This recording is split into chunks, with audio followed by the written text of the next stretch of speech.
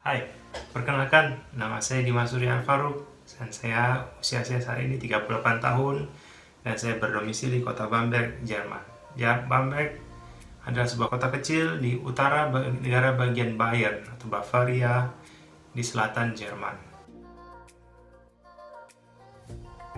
Oke, alasan saya berada di kota ini adalah karena saya bekerja di satu perusahaan yang menjual suku cadang alat-alat pertanian. Dan istri saya bekerja sebagai peneliti di salah satu institut penelitian yang terkenal di Jerman yang bernama Leibniz Institute. Kami telah tinggal di kota ini selama lebih dari 5 tahun. Saya sendiri telah tinggal di kota Jerman total lebih dari 10 tahun. Saya datang ke sini tahun 2005 ketika saya hendak studi S2 saya. Karena waktu itu saya kelas 2 SD sampai saya kelas 1 SMP, orang tua saya memaksa saya dan kakak-kakak saya dan juga teman saya waktu kecil untuk les bahasa Inggris secara privat. Jadi 3 kali seminggu guru les bahasa Inggris didatangkan ke rumah kami dan kami harus belajar bahasa Inggris. Dan guru bahasa Inggris ini menurut saya sangat killer, sangat susah karena dia selalu membawa rotan dan tak segan menghardik atau memukul meja ketika kami melakukan kesalahan-kesalahan. Dan beliau selalu memberikan hafalan-hafalan yang luar biasa, 500 hafalan kosakata per minggu harus kami hafalkan dan juga akan dites. Dan itu juga alhasil, berkat dari didikan keras ini kami tidak mengalami kesulitan belajar bahasa Inggris. Setelah lulus SMU, saya lulus kuliah masuk ke jurusan kimia Unpad. Angkatan 99 itu merupakan angkatan terakhir di abad 20. Jurusan kimia lagi-lagi bukan pilihan pertama saya, namun karena pilihan bapak saya. Hanya karena ketika saya lulus SMU, nilai kimia saya jauh lebih bagus daripada nilai-nilai yang lain.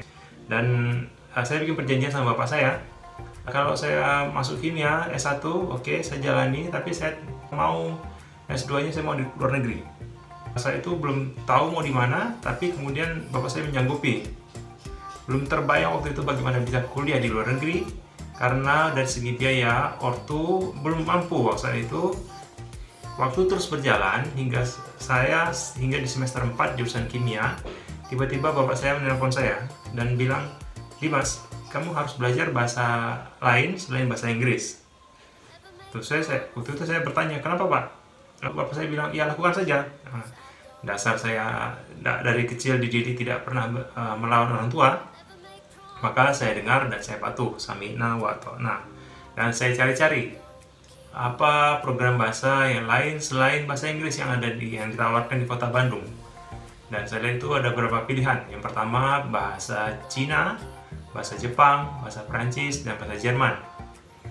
Dan saya berpikir bahasa Cina, dan bahasa Jepang saya tidak mengerti hurufnya sangat sulit mungkin untuk dihafalkan.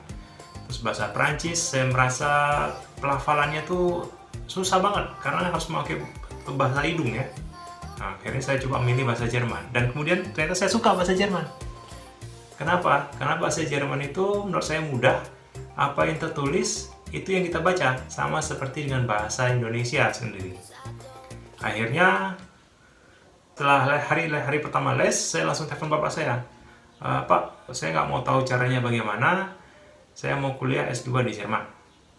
Terus bapak saya bilang, "Oke, cari caranya." Terus saya belum tahu gimana caranya. Tapi kemudian alhamdulillah waktu terus berjalan, saya ikutan les dan sampai suatu ketika saya ketemu dengan teman satu kelas di les bahasa Jerman. Waktu itu saya di Bandung, di Goethe Institut Bandung. Ada satu teman saya, dia kebetulan salah satu cucunya dari almarhum Eyang Habibie. Nah, dari dialah kita sering diskusi, sering ngobrol dan segala macam. Dan saya dapat info mengenai salah satu jurusan di Kiel, kota Kiel di utara Jerman, tentang Material Science and Engineering. Dan program itu sangat menarik bagi saya karena dia pertama dia bahasa Inggris, yang kedua dia gratis, yang ketiga dia tinggal di Jerman gitu kan. Akhirnya saya jual proposal ke bapak saya, "Bapak, saya mau kuliah di sini. Bapak saya bilang, "Oke, cari. Oke, urus sendiri." Sama bapak saya cuma dikasih sedikit uang. Dengan uang ini saya harus cukup untuk membeli perlengkapan dokumen dan kemudian mengurus ke Jakarta segala macam, dan sebuah perjuangan lah, visa, memenuhi syarat-syarat, perlengkapan baju-baju dan juga alat-alat tulis dan segala macam. Setelah saya lulus S2, saya diterima untuk melanjutkan riset di Zurich, Swiss selama 4 tahun. Pas di Swiss juga, saya juga pertama kali berkenalan dengan salah satu guru saya yang mengajar silat. Jadi guru saya ini dia orang Brunei dan dia aktif mengajar di seminar-seminar akhir minggu. Jadi hari Sabtu Minggu dia mengajar di suatu kota di sekitar Eropa. Jadi seringnya saya pergi ke Italia, saya pergi ke Jerman, saya pergi ke Austria untuk bertemu dan belajar dengan dia. Dan dari dia pula saya mendapat inspirasi untuk mengajar silat. Karena kenapa saya ingin ikutan silat bersama dia? Itu karena kebetulan saya juga memiliki sedikit ilmu silat yang diajarkan oleh bapak saya. Dan waktu sebagai bekal saya untuk pergi ke Jerman. Dan bapak saya berasal dari Bukit Tinggi ya. Terus ya, dan salah satu proses pembelajaran silat yang diajarkan bapak saya adalah saya harus mencari referensi lain, guru-guru silat lain yang untuk membuka wawasan saya sendiri. Jadi dari Swiss juga dari Swiss saya juga bertemu dengan jodoh saya saat ini. Ya. Dan ketika kontrak saya habis dari Swiss, saya pindah ke Leipzig, kembali lagi ke Jerman. Karena istri saya